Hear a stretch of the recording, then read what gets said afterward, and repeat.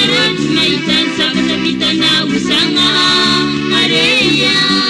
Rapunye mandini sarot maitan sa katapitan na usanga areya. Malamanye katane mandini kinipuari sa inabari tangana kamapel pisaw rangeya. Malamanye katane mandini kinipuari sa inabari tangana kamapel pisaw rangeya.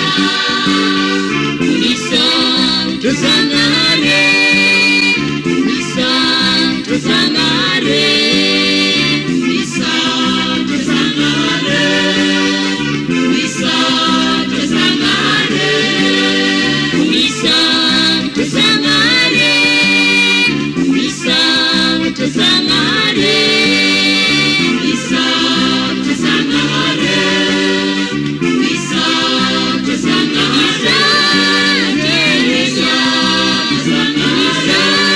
bisa sangare.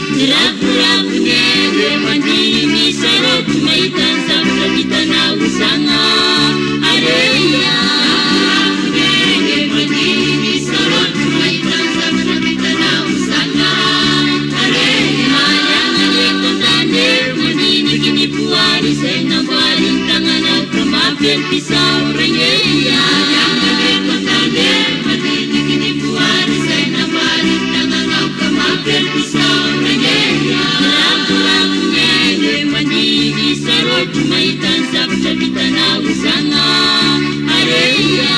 Lagu-lagunya dia mandiri sarot maitan sabda bitana usanga areya. Yang ada kotane, madini kini buat saya nawarin tangan pisau rangeya.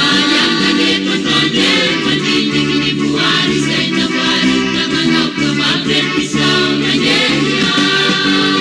Bisa sangare, bisa sangare, bisa sangare, bisa sangare, bisa sangare.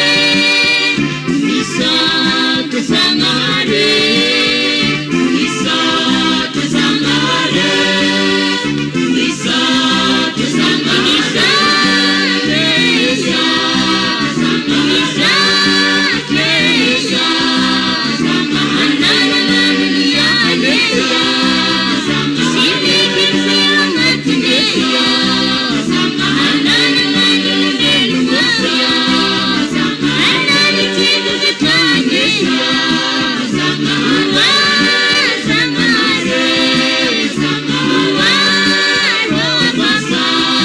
sangare,